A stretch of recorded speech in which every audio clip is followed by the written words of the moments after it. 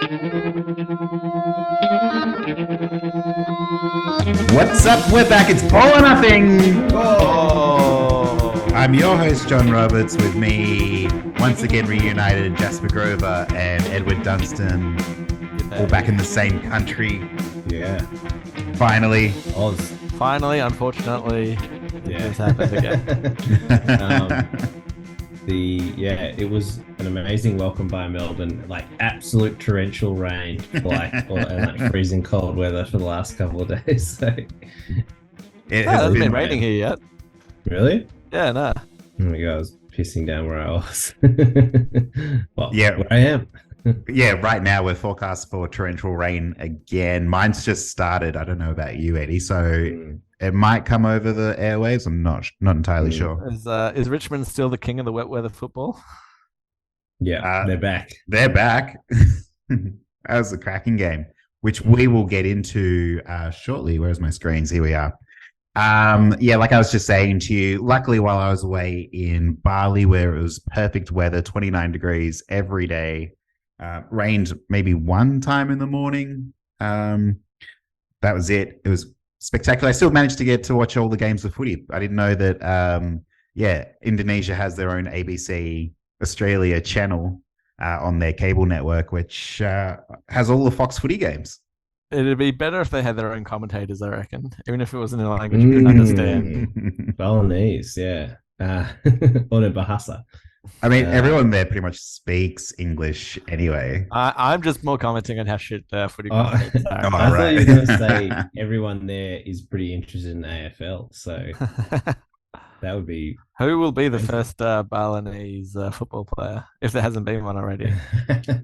I don't know whether Bali has the same amount of people traveling to Australia as we have traveling to Bali. I don't know. It's pretty even. You know, it'd be great. Is like seeing Balinese people come over here and act like absolute arseholes. I was gonna say, I reckon they've got the reputation over there. So don't go to Australia. It's full of fucking drunk Balinese. Yeah, exactly. That's right. They just sell VB singlets everywhere. Oh God, I paid what was it? $40 or something like that to watch AFL overseas while I was over there. So you got off very lightly. Dedicated to the pod. I nearly I nearly had to buy a watch AFL international pass for the weekend, which would have been, I think there was $24. Oh, maybe that was it. Yeah. Oh, I know, because I got one weekend for like 30 days and it was like something like that. Yeah. $30 or $40.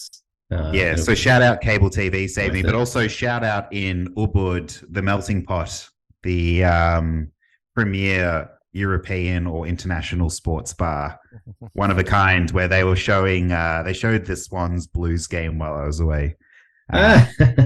Only one other couple in the bar also watching footy with me, who I think they were Blues supporters as well. Swans Blues is a pretty depressing game to watch.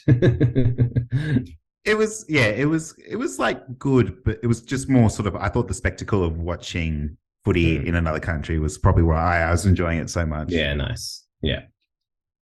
All right. So as I was saying, no show last week. We tried to do one, but the stars just didn't align when we were all in different places around the world, or you guys were in the same place. I was in a different place.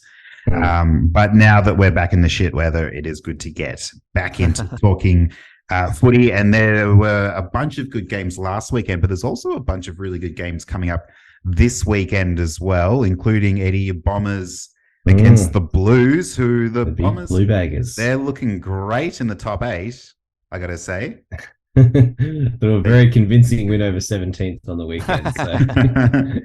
I mean, North are a good team. They've won 3 in a row. They beat the Eagles as well the week before that, and then they beat the Tigers by a point at Dreamtime in the G. So, they may have beaten the sort of bottom half of the league, but yeah.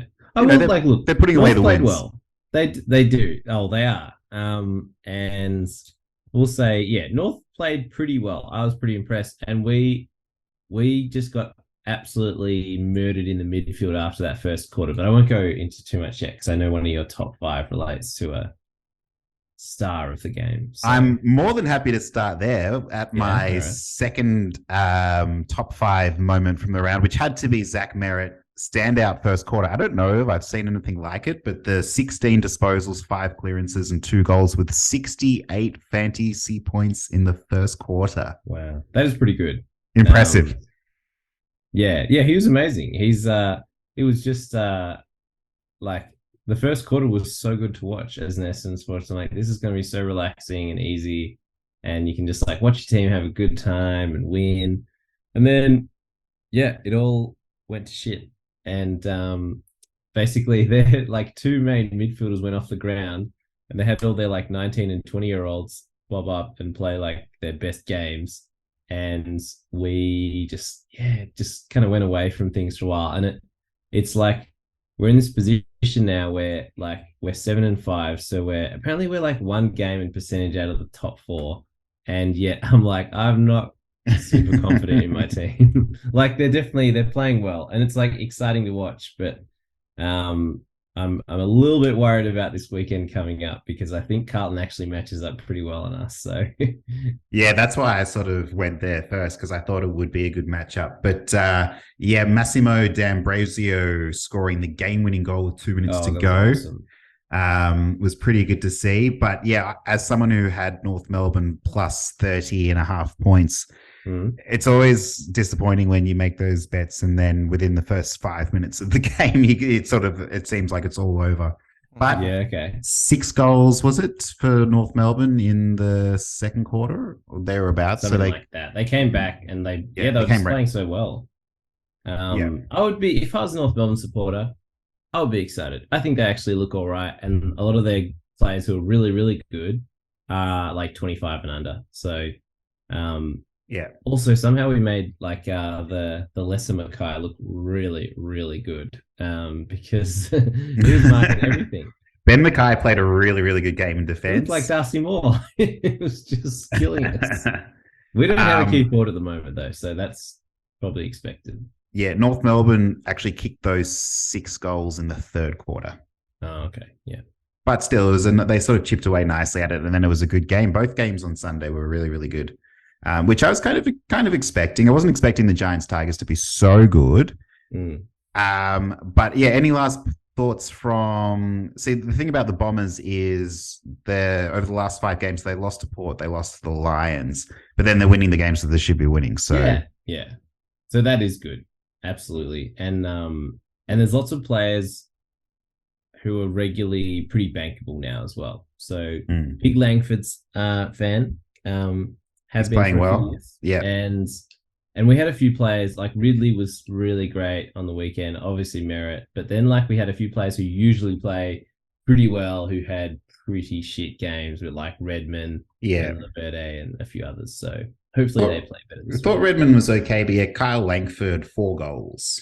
Yeah, is always nice to see. It's nice to see when they have sort of that key forward. Stringer was good, but he wasn't sort of that elite. Hey? He did his usual thing where he does nothing for like a good half and a bit and then does something like incredible. So, and his like tackle and then smother on that guy at the end was awesome. What I love about Stringer is like that's the exact reason that the Western Bulldogs let him go. What was it, like 4 or 5 years ago now? 6 years ago? Yeah. And he is still true to that style of football. Yeah, that's just how he plays. So. All right. Very nice. Now, Jasper, not too much to say on the Hawks side of things, other than the fact that Port Adelaide smashed a bunch of records that day. But, sorry, just give me 1 sec. Still getting over this cough. I thought it was impressive, Port Adelaide, that they secured their 9th consecutive victory in a row, surpassing their 8 straight wins from what they did in 2002, 2003, and 2014. And the reason I bring it up, of course, is because I think it was sort of 2002, 2003 was when Port Adelaide started to really come about, and that's when they made their first finals. Am I right? They were top of the ladder and then as well. I think that both years they were top of the ladder, and I think both years they didn't make the was it grand final or whatever, but they were good. They were having good years. That's What do the you whole say? history behind the Choco Williams tie Yeah, choking when they choker. finally Yeah. won. Is because they had a history Uh, of choking because they were on top of the ladder so many years, but didn't actually even make the grand final until then. Mm. so I keep calling them Port Adelaide. I'm sorry, I meant to be calling them Port Flagellade. It's back. Gotta say, you are looking pretty good right now. They are looking like a pretty strong team. They're a strong team in second. They're 2 games clear of the Like, D's. I will say they got flogged at the G by the Magpies. So you do have to win at the MCG to win a grand final, but it will be interesting to see how they play in Melbourne in future. I also got to say, premierships aren't won in June. I just want to. Yeah. It's a good point. If you take away that one half of football, though, against Collingwood or maybe it was even just a quarter, in what was it, round 2, round 3, maybe? They have been a very, very solid team. And so, yeah, I'm feeling good about them. Let's go to... Although, can I say with what you just said, John, what's your favorite saying, Jasper? It's something like, if your uncle was your... If my aunt had balls, she'd be my uncle. That's right. Yeah. That's what I say to that. Porter unproven on the G. That's my Well, speaking of that, a stat I saw this week is that it's been nearly a year since the Crows have played at the MCG or Marvel Stadium. Wow. Really? They haven't played there since July 2022. For the Crows. Yeah. Who are still looking good. That's a hot stat. It feels very unfair that an interstate team doesn't play at the venue where the grand final is held. That seems not the greatest. Is that not a bit rich when you got clubs like Collingwood and Richmond who, Damien Hardwick, RAP. Oh, that was the other thing. So much news has happened since we were overseas. It was like, apparently the week we went away, there was like a bunch of different coaches leaving it. Anyway, but my point is that like Richmond hardly ever travels. Yeah, but they play at the MCG where the grand final is held, is my point. So it's not that they don't travel. It's that, when they play the Hawks, they play in Tasmania. They play the Dogs in Ballarat. They play Geelong in Geelong. Yeah, they go everywhere. So you're saying that Melbourne teams should travel more, Jess? Yeah, except for the Hawks. Yeah, keep them in Launceston. Yeah, I mean they play 4 games a year. That's enough already. They played 4 games in Launceston this year. Every year, yeah. My God, that's so many. I thought it was more than that for some reason. I'm pretty sure it was 4 or 5. Wow, Jesus. You basically are the Hawthorn Tasmanian Tigers. Well, I can't just say Tigers. No. You also can't say Hawthorn, really, either. Oh, Because they moved to Tasmania. Yeah. With just quickly on because John, you said, Jasper, you would have liked this, but didn't Hawthorn get like pantsed in the first half? I feel like Jasper probably wouldn't have liked that. Well, yeah, but then it was we were down by 96 in the third quarter, and then we lost by 55. That's a forgettable game. Well, it's an honourable loss, isn't it? Oh, well, yeah, we're chalking those up. I don't know, 55 points is not an honourable. 10 goals is not an honourable loss. No, I feel like, but it's like you finished strongly, and everyone remembers how you finished. They don't remember how you start. I don't think anyone's going to remember much about this game at all, to be honest. Outside of Lukey Bruce 500th goal. I think Port Adelaide fans will stat record keepers, because we had, Port Adelaide getting their 9th consecutive win. The 151 to 96 is Power's highest in an opening term at Adelaide Oval. 105 was their highest halftime score ever. The Power's 82-point lead at halftime was a club record. By the middle of the third term, Port Adelaide led by 96 points. And then, Hawks came back, scored 8 of the last 10 goals, which it's funny. The thing about Hawthorn is, and for the record, I said, Jasper, you won't like this, not you will like this. Okay. Because I was like, did I say that? Let's go back over the tape. Yeah, roll the tape back. But Hawks have done a really amazing job in like 1 quarter of all of their games. Yeah, we just can't string together 4 quarters. Just got to extrapolate over the 4, but I wouldn't be too concerned. They're not West Coast levels of bad. Like, I look at the end margin of a game, not the margin at halfway through the third quarter, and 55 Mm. points is fine. Like, it's not great, obviously, but from where it was, it's Do fine. you, Jazz, when you're watching a game like back, do you have like the final score there, but you watch from the start of the game? So Here's a you watch surprise the for you. I did not watch any of the Port Adelaide game. You didn't go back and watch your team No, go I did down not by go watch my team not get a touch for 90 minutes of Do football. you know, like, do you do that, John? If your team got flogged, will you watch any of the game? Yes. It's not often that we get flogged. I can't think of the last time Oh, where Jesus. Yeah. Well, thanks for setting me up there. I always do if it's the Seahawks, no matter what. But yeah, Cats, I can't even remember last time they had a huge crushing loss. Okay. Go back to was it 2010? And Yeah. it's like the one loss Geelong had for the whole season was against Collingwood and they got beaten by like 96 points or something. Yeah. Yeah. Go back and watch that one. Okay, I will. No, to answer your question, I do always go back and watch all the games. Yeah. Yeah, okay. Probably from start to finish. I don't think I never watch highlights. I find that the highlights can be so drab. I'm like, I don't watch TikTok, but I do watch AFL highlights. So I've just looked at my top 5 notes, and 1 and 3 are the same things. There was meant to be something else there. I can't think of what it was. So let's move on from those two. The first 3 games of the round were pretty bad. Oh, I think it was meant to be Harry Mackay, kicking his 3 goals for Carlton. But somehow I just don't feel like everyone thought that was impressive. I'm just not quite there because I feel like that should be like sort of like the baseline of what he's meant to be doing. yeah, even though he's been out of form. I think in the context of what he's been doing, it's impressive. Because some of his misses have been pretty comical. They've been brutal. Did you see the way the team came over to him, like he kicked his first goal in the league? Like, great for moral support, but I mean, yeah. I got to stop hating on Carlton so much. Nah, keep it going.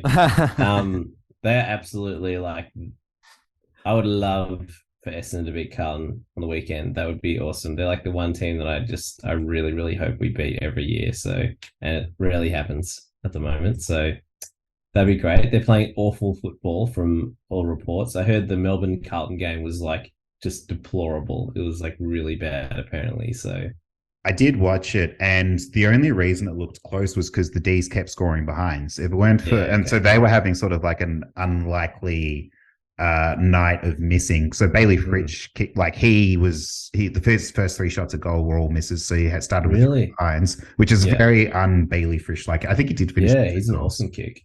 Yeah. And if it makes you feel any better, so here's Carlton's total final scores over the last 5 weeks. So last weekend, 44 points. The weekend before against the Swans, 51 points. Against the Pies, they put up 57 points. Against the Dogs, they put up 59 points. And against the Lions, they put up 74. So for a team that last year, like pretty much the only thing they had going for them was their offense and Charlie Curnow and Harry Mackay, it is just completely all fallen apart. Yeah, I don't know. I just have this bad feeling that Harry Mackay is like a little bit better and Charlie Curnow we haven't got like a proper key back. So I think that they could have their way with us and really tear us apart, both those two. So I hope not. I really hope not, because I hate losing to the Blues. But it would be embarrassing. It would be bad. Because I actually think, this is a hot tip, if Essendon like just thump Carlton, maybe he won't get fired, but like I reckon Voss will be under like intense scrutiny. So he already is. Here he is. I know, yeah. But it's like, there's all this talk about like, how, Carlton people like really, really don't like losing to Essendon. And so I reckon if he gets beaten this week, or Carlton gets beaten this week, I reckon he will be under a lot of he might get sacked. I don't know if he'll get sacked this week. I think he's got to be completely out of finals contention before he gets sacked. What's our prediction? Is he going to get sacked or not? I mean, eventually? Like when you mean? Yeah, 10 years from now when he's won 5 Carlton premierships. No, I mean like this year. Yeah, probably. Yeah, What do you there's a reckon, lot of John? smoke. There is a lot of smoke, so I don't think so, but there is a lot of smoke. I think and I was talking to a friend of the pod, Pablo, on the weekend about the Blues, and we were talking about exactly this. Because he was, as a Blues supporter, he was sort of saying that they feel like the Vossi system, it's just not working.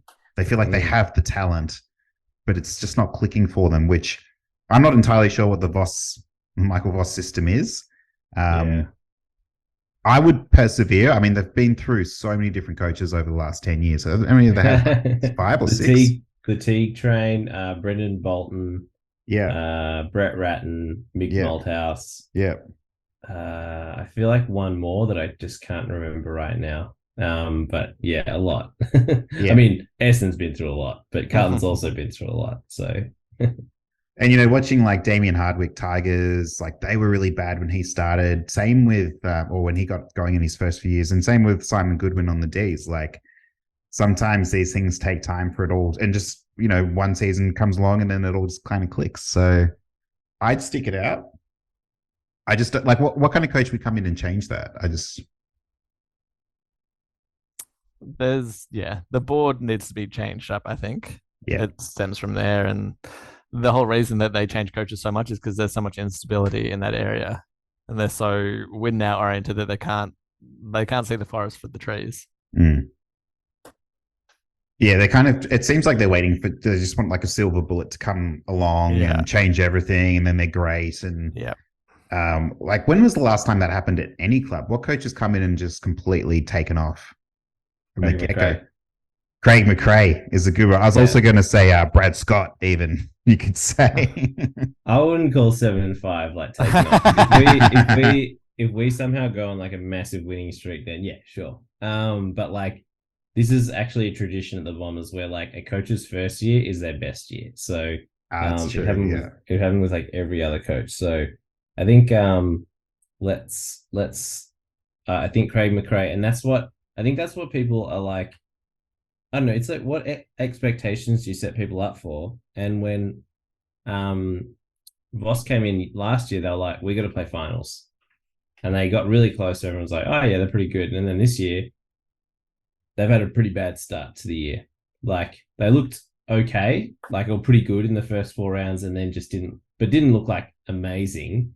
And then they've kind of, I don't know, for whatever reason, like you said, maybe it's like the coach, maybe they've just been found out for a game plan that's like doesn't have a lot of gears to it. And then I don't know, there's like lots of reports like fighting in the playing group and stuff like that over roles and shit like that. So don't tell me Satanta Helper's back kicking balls on the training course. Yeah. Satanta Little Helpers. Yeah. And, who was it against? It was Charlie Cameron Cloak, I think, wasn't it? Yeah. Yeah. What Cameron Cloak is most famous for. So. Getting knocked out. All right, let's jump to. I've got a couple more, and then Ed, have you got rules of the week? I do, as always. Jasper, any hot stats as well? I can give one or two. You've got a couple. Okay.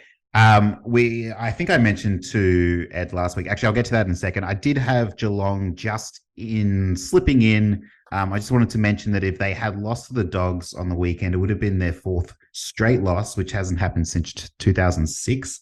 So. Crisis averted. We are still in the 8, and we're 6-6, and we are just keeping our season alive.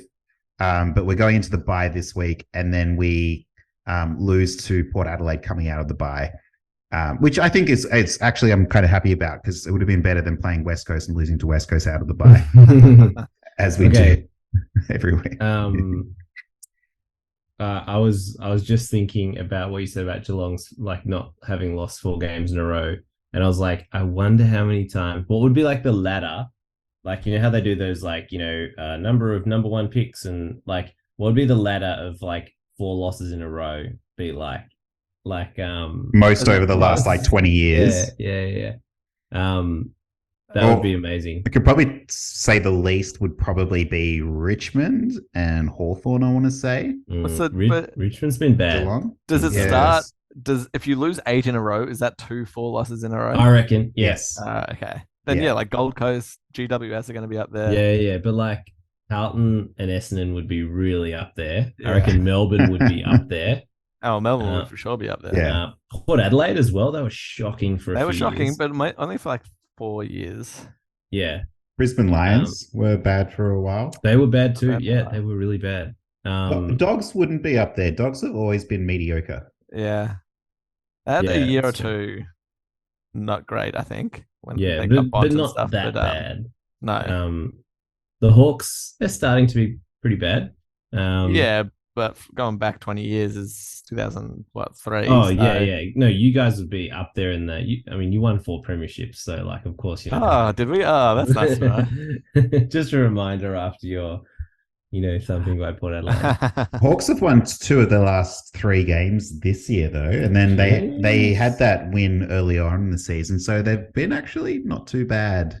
Yeah. In patches. But what was I going to say about the Cats? Yeah, good win over the Dogs. I did not pick that coming.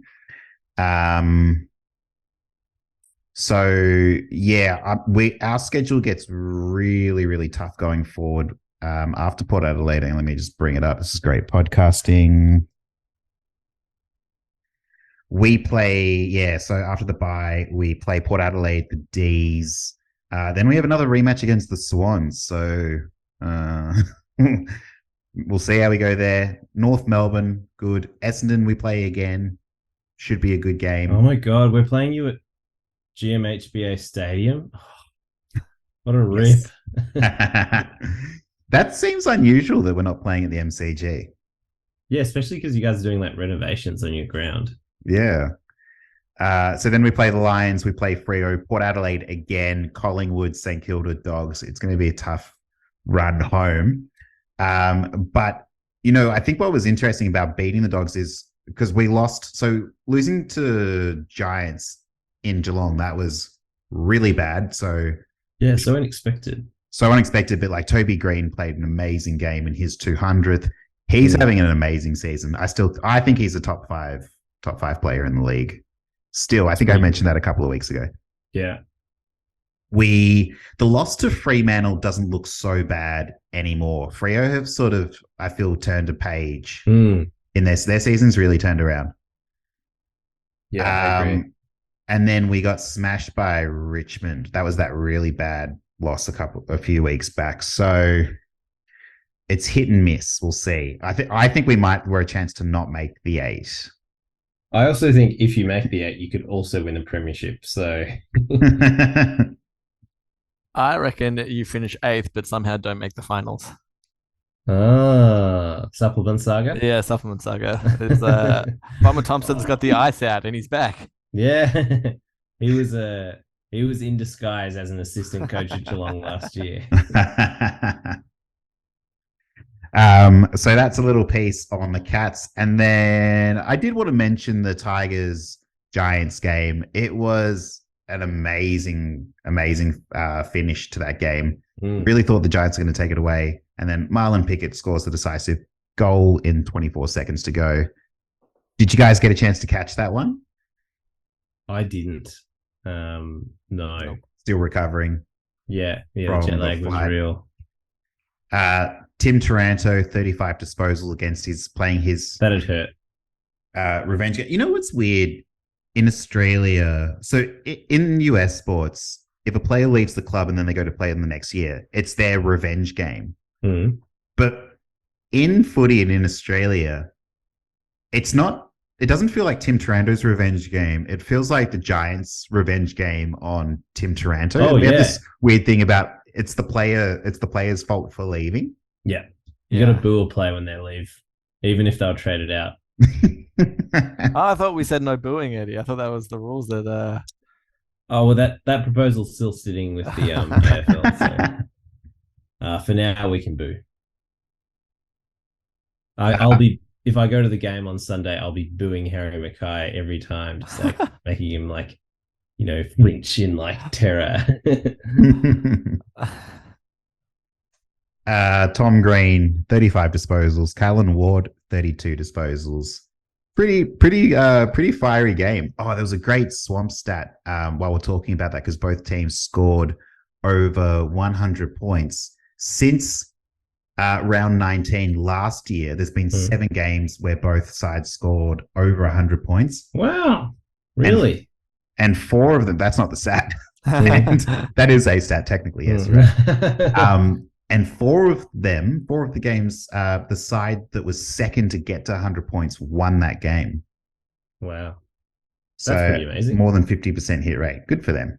I guess it shows like if it's a high scoring game, it doesn't matter who gets to 100 first or whatever. It's like just because you could score plenty of goals quickly. So. Oh, that's what I wanted to mention. So some listener feedback. Which I think I mentioned to you, Eddie, recently. But Jasper, this might be good for you to know as well. Listeners would like some more Gold Coast Suns talk and banter, which I'm starting to feel like if their best player isn't injured, then maybe we'll talk about them. But until he comes back, we don't give a shit about Gold Coast or the listeners who care about Gold Coast. I don't know, Jasper, because since Touk Miller got injured, the Suns have been pretty hot. Yeah, maybe Touk was holding them back. Maybe he's like a ball hog. He's had too much of the ball, and that's their problem. Their last 5 games. So 5 games ago, they lost to the D's by 5 points. They smashed the Eagles. Good for them. They did lose the Q clash, and but they beat the Dogs and they beat the Crows over the weekend. They've been playing really, really well. Good on them. I'm assuming I assume that actually the Gold Coast gets virtually 0 mention in Queensland. But if it was, it would be all kinds of metaphors with the sun is shining and a golden year ahead or something like that. So that's very optimistic, saying a golden year ahead after a couple of wins. I want them to. I don't think there's any supporter that doesn't want Gold Coast to do well. Oh, okay. Do we think Gold Coast is going to make the 8? We have to make the call now. No, I don't think so. I'm going to say yes to the Gold Coast fan out there. Your side is going to make the 8. Oh, so you admit that you're being a sycophant sucking up to the fan, and not because that's what you actually think is going to happen. At me on Insta. What Ed is doing for a subscriber on YouTube. Just selling his soul. Well, okay, but think about it this way. Look at they don't have a weakness. They've got Rao. They don't have a weakness. Actually, no. I would say. And they got a sick midfield: Witts, Rao, Anderson, and then they've got Bailey Humphries, the newcomer, and then they got King back in form. They've got. I'm pretty sure they got a goal sneak that I can't remember the name of, and they've got Charlie Ballet in the back line, who's one of the best. If they don't have a weakness, does that mean that they're underperforming? I would say they're unbeatable. Oh my God.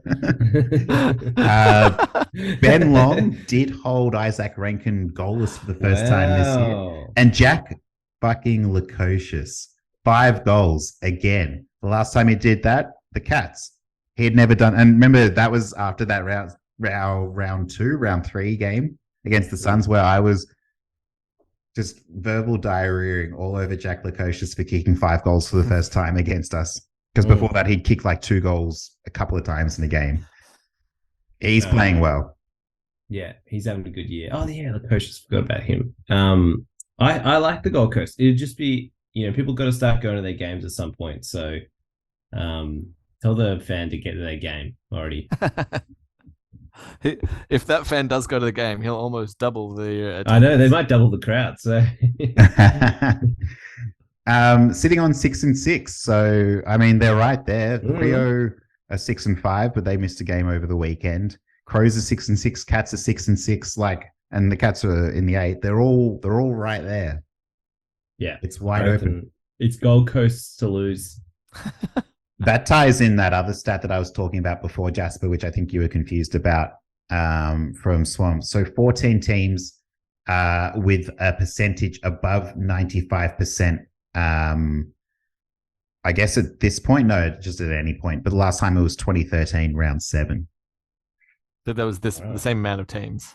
Yeah, this many. Yeah, okay. Yeah. So does that just mean that all the teams are just destroying the Eagles and North Melbourne and Hawks? Yeah, probably. It's been a while since the early days of Gold Coast and GWS that there's been this many really poor teams at the bottom.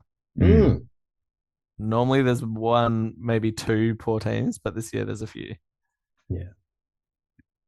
Pretty impressive stat from the weekend as well. I think it was, did I write it down? I didn't even take note. Okay, so I think it was Dom Sheed. Oh, here it is, 43 disposals in his 150th game.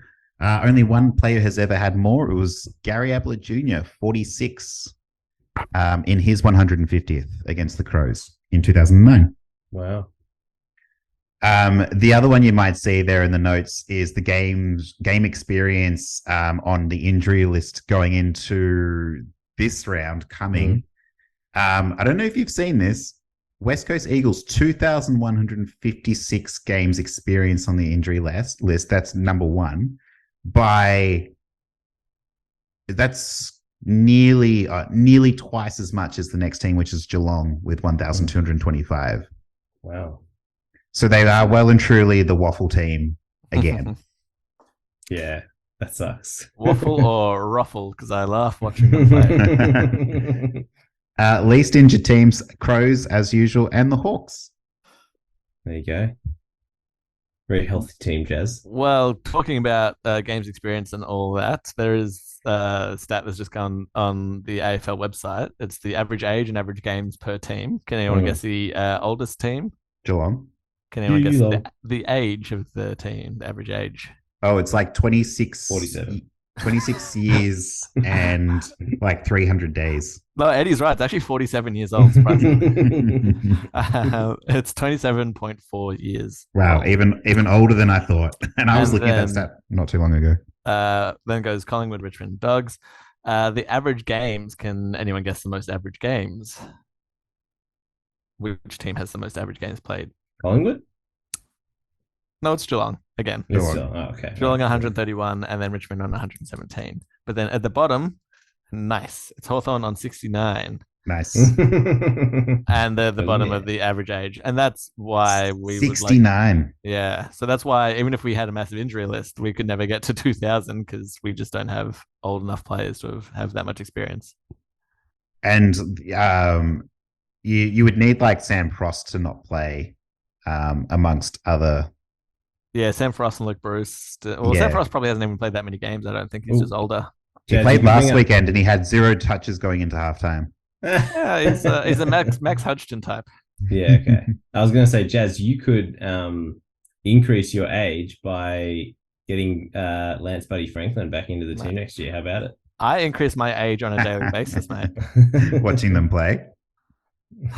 No, I'm good, thanks. I don't think we need someone who's 34 going on 35 or 36. He's going to be 37 next year. There you go. Yeah, no, we probably don't need a 37-year-old. I would actually rather have Sean Boyd going back. He's probably in better nick, actually. Maybe. Still playing. Ed, we'll get into you in a sec. Just the very last fun stat that I thought was really cool. Richmond has snapped their 12-game streak of losing by 6 or fewer points over the weekend. Oh my god, yeah. Before then they'd lost all 12 when it was decided by less than a goal.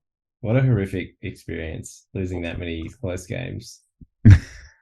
Before we jump into your thing, Ed, I'll just jump into mine because it's also another stat. It's one that Johnny has probably seen because it's a swamp. So the stat is the latest in a career to captain a VFL or AFL club for the very first time. It happened on the weekend. Can you guess who broke the record? Ooh. I did see this. I think. Latest in career. I skimmed it. Captain. I reckon it could be. So captain for the first time. So it's almost another standing captain. Was this the one that was Luke Bruce? That is correct. It was Luke Bruce at 271st game. So, but the more interesting thing about that is, can you guess? Well, you're not going to be able to, but the second player on that list, another Hawthorn player, Ben McAvoy. 268 games. No, not Ben McAvoy. It is. I'm not going to. You're not going to be able to get it. Lee Matthews. Hey, no. Is it Luke Hodge? Luke Hodge? No. But Eddie's in the right era. Gary Ayres. No. No, right here. All right, this will give. Peter Hudson. No. All right. So he captained for the first time in his 268th game. He then went on to play another 158 games. Oh, Michael Tuck. That is correct. Yeah, wow. Michael Tuck. Is there anything that he's not in? Any top five? That's pretty interesting that he was the oldest to ever captain at the 268th game and then played another 158 games after. Wow. That's incredible. Smashing all those records and just having other captains around him. Yeah. It's like, probably like, what have I got to do? He made it in the end. He still won 4 as a captain. He won 4 premierships as a captain. Yeah, he won 7 overall. So that's crazy. Eddie, it's been a while. Let's jump into rules of the world. Woo! Yeah, absolutely. Let's do it because I am ready to fix the interchange bench. Dare I remind you, fellas, that we had a horrifying incident a couple of weeks ago. Poor Alistair Clarkson's men were tortured by human error in the Sydney and North game. Yeah, that was fantastic. What a finish. So a 76th interchange was made, costing the lowly Roos the game and our game at a chance at respect, as a lack of clear and transparent systems in place, couldn't prevent a tragedy. So I ask you, what if this happened in a grand final? And I believe you jest if your answer is anything but not on my watch. So I've come up with a few different plans to prevent such an occurrence from happening, for there to never be a interchange infringement that cost them. It was like a 50-meter penalty in their forward line. They went to the goal square and they kicked a goal and they won. And so, yeah, it was awful. Do you guys remember it? I do. I'm very curious to see whether one of your suggestions is what should be the most obvious one. Did you see it, Eddie? I saw the highlight. That's what I saw. Yeah, because basically what happened is it Dylan Shield or Liam Shield? Liam Shield. Liam Shield. He was cramping, so he was the last player off. But usually the interchange bench will give a warning to say like, "Hey, you're out of interchanges" or something like that. But the 2 North Melbourne players came off at exactly the same time, so the interchange umpire didn't have a chance to give him the warning. So that's what caused it. It was a bit weird though, how they don't just like stop the game and it's instantly awarded a free kick. It's at the next stoppage. That part I don't quite understand. Anyway. It was. We may fix that here and now. Yes, let's find out. Okay, so I'll go for the most straightforward one of my answers.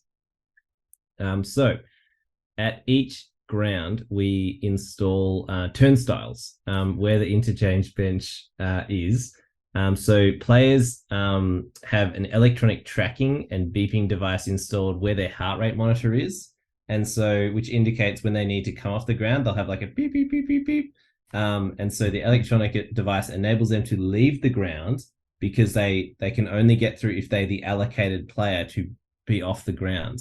And only when they have exited through the turnstiles, which is like electrified and everything, that will only let another specific player on the ground. And so that player can then come through the turnstile. And once 75 interchanges have taken place, it would be physically impossible for another person to go off or on the ground.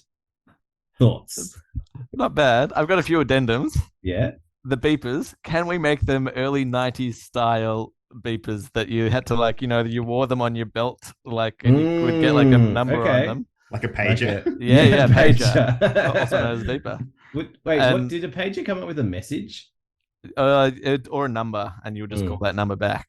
This way, it could just come up with the jersey number of the player who you're replacing.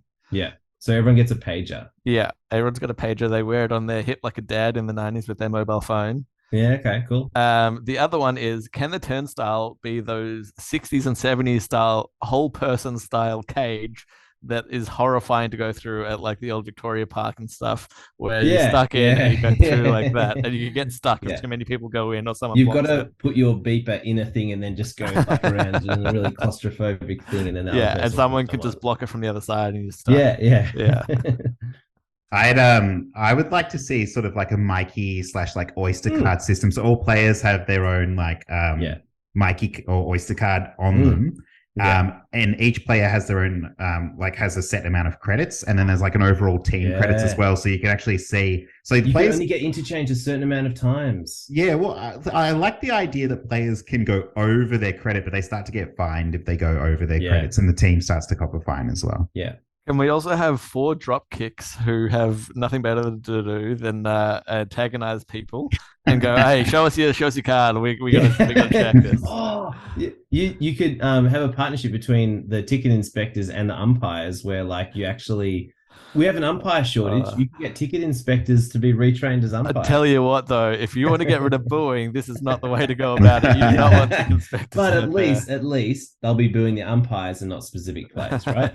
Well, yeah, I'm all for booing umpires. I love this fines at the ground for booing. I love this idea of players are running around the field and there's like ticket inspector umpires who are chasing them, and if they get them, they scan their thing. And if they've run out of credits, then they get fined. Or if they didn't tap on when they went on the field. Yeah, exactly. Yeah. You could trick an umpire by just running away from them and not getting a ticket scanned and stay on the ground forever. So you're chasing after the ball, but you're also running away from umpires. Yeah.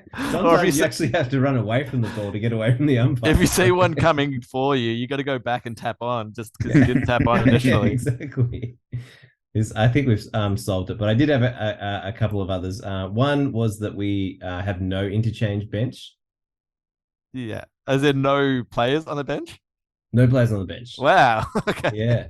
It's like a BFC game. It's yeah. Cut reference there. I mean that's fairly common in the lower level ranks of football, where you don't have a bench for a game, so you kind of have to like sub your midfielders with like your backs and your forwards. And we would be back to the 90s style of drafting, where you're going for the athlete rather than the footballer. I think at that point everyone would be Cuda. Yeah.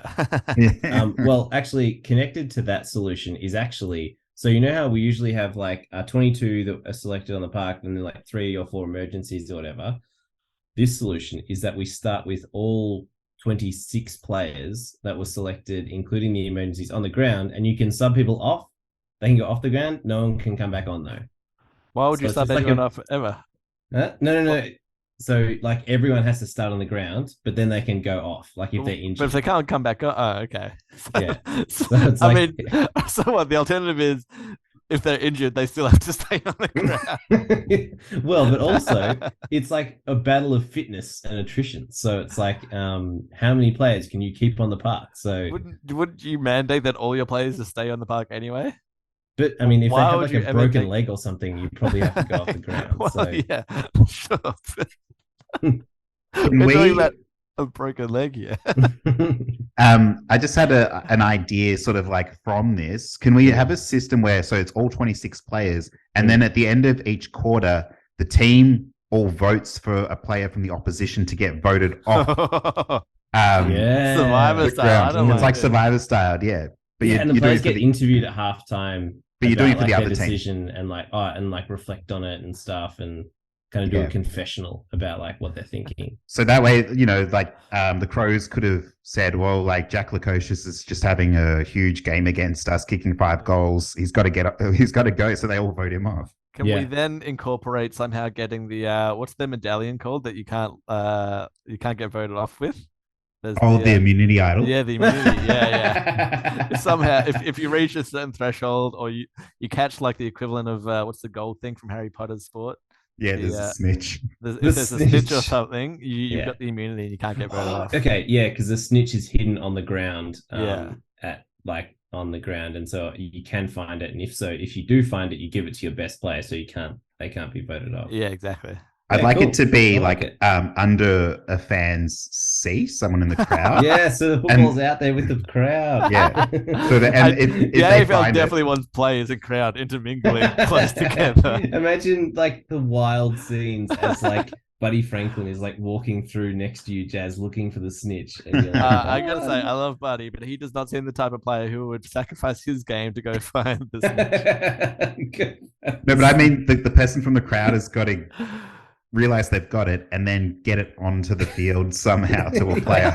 I love how we without getting tackled by security. Quidditch into AFL. Isn't Quidditch meant to be like based off of footy somehow, something like that? I can't remember. I think Oh, it's the Quidditch greatest is game on the planet, pulled so. out of its ass. What a shit game Quidditch is, just by the by. We don't need to spend too much, but I what a will shit not. game. I will not pass that on to my partner because big Harry Potter fan. So You can love Harry Potter, but understand that that sport makes absolutely no sense whatsoever. Anyway, we don't need. you know what it is. I feel like it's a sport written by someone who's like would call like AFL like The sports ball or ball. something. Yeah. 100%. Maybe. I don't mind it. But, All right. yeah. Very nice, Ed. Very another incredible session of rules. Let's jump now, finish off with the round 13. Look ahead. There's a bunch of really, really good games. You won't see the Cats and you won't see the Suns. They're on bye. But we've also got five nights of footy as well because of 5 nights of football. Because of the long weekend. When did we start just automatically playing footy games on long weekend, on public holidays? Queen's Day has always been a. Is it D's Pies? Has that always been a thing? Yeah, for decades. Yeah, 320 at MCG. They do the big freeze then. They do the of course. Yeah, and that's why. Like Jack Watts debuted on Queen's birthday. Like it's been for 2 decades probably at least.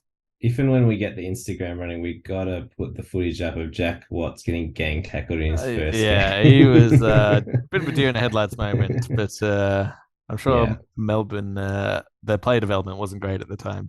No. Okay, so it is D's Pies. It should be an absolutely epic game. It's 1v3. And Pies, it's a coin flip. So that happens at the start of the game. There is it is exact head-to-head odds. Although on Sportsbet, I'm looking at Pies as a little bit of a favorite. I think I would have Pies. I think hashtag not a sponsor. They missed. Jordan De Goe is out. Something that's a big deal, isn't it? He's rubbed out. Yeah, 3-week suspension.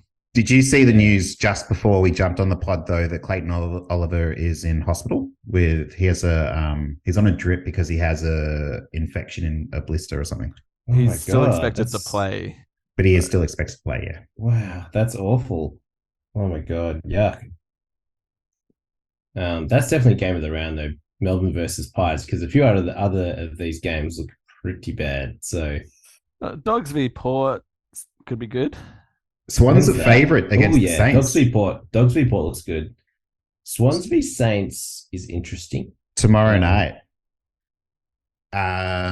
Swans are 7.5 point favourites. Yeah. I know Saints have been bad, but I don't think they're Swans level bad. I also think Saints get a few players back. I'm tipping St Kilda to win tomorrow night. I think that's pretty obvious. So for the betting people out there, put all your money on St Kilda. They'll win. There you go. Are you going to put any money on it? Nope. I will. I'll put it on the Saints. Pretty low over under though, total score 158. So yeah, then Friday night, Dogs, Port Adelaide.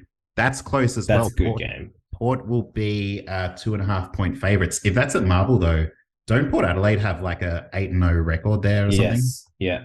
We saw not too long ago. Yeah, it is at Marvel. So they're playing at Port Adelaide's home ground, so it could go either way. I feel like this isn't due to any logic. It's more just I feel like Port Adelaide are due for a loss, and I think Bulldogs will win. So I reckon Doggies will be a bit rough on themselves. Yeah. Rough on themselves after last week in the last quarter against the Cats, where they were in the position to win that game and they just couldn't ride it out. So I reckon they might come out a bit hot, fiery hot. Geelong kicked the last 6 goals of that game. I reckon they're going to be piassed about that. Jazz, are you going to go see the Hawks play the Brisbane Lions? I will. Yes, I'll go see the mighty Lions kick my mighty Hawks' ass. Well, I mean, Brisbane's basically made up of ex-Hawthorn. Exactly. Players. I'm going to go see Jason Gunstel kick a and didn't they? They had a bunch of they had Hodge. They had Birchall. Yeah. I mean, they took Chris Fagan from us. Yeah. It was like Dad's army of Hawthorn going over to Brisbane. So I won't be angry about losing to them. That's fine. And then Adelaide is 58-point favourites against the Eagles. Yes, they will. I reckon this could be because West Coast Eagles have more injuries and Adelaide plays awesome at Adelaide Oval. I reckon this will be like 120 points. They'll win by 120. I reckon 120. That's a spicy meatball. Yeah, you think that they saw Port Adelaide As they smash say a in bunch of club Sicily. records, and then now they're going to come out and smash a I bunch of reckon they club will. records? Yeah, I reckon 85. I think this Freo Richmond game in Perth will be a very good game. I think it's got potential. It just depends on how Richmond feels coming off that epic win against the Suns. Because, usually if you're playing sort of like a bit warmer weather and you play one of those really epic close games, usually the next week you can drop off a little bit. Yeah. Freo's playing well. But I think Freo's without Sean Darcy, aren't they? Yeah, I reckon Freo will win that. Yeah, hamstring 1 to 2 weeks. He's out. Yeah, he's good for my dream team because Luke Jackson's now numero uno. O'Meara is suspended. Michael Walters, who just signed on for another few years, he should play. Yeah. Well, I'll probably say after the Melbourne Collingwood game, obviously I'll be watching before the Carlton Essendon game, and I think the Blues will win by 2 goals, and I will have my heart broken. That's my tip. Yeah, see, I think that this could be game of the round.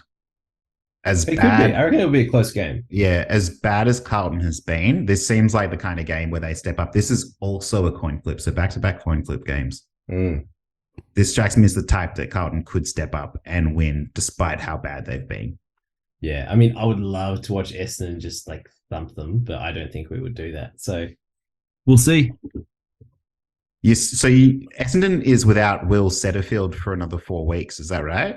Yeah, and he was really good early in the season for us. So and Darcy Parish. So our two Parish is out. Yeah. In the early season, they were our 2 form midfielders, and they were out. So you've got Nick Cox coming back for his first game of the year, I think. He's played a couple of EFL games. I don't reckon he's going to play AFL. I reckon our big in though could be Peter Wright. So we could actually have a key forward. So that would be good because Sam Wiedemann has done very little in the last several weeks. So yeah. All right, I think, is that it? Anything else from anyone? I'll use my Italian. Si. Okay. That's going to do it for this week. Por favore. Thanks to everyone for listening. If you haven't had a chance, like and subscribe the stream. I don't know if you've seen on YouTube, but we have had a nice steady increase of people watching. We went from sort of like 20 to 30 to 40, and then at one point we went up to 150. Good. So I don't know what people are doing with their time, but definitely if you get a chance, follow along. And that'll be it. We'll watch some footy this weekend. We'll catch you next week. Ciao, Bella. Ball. Ball.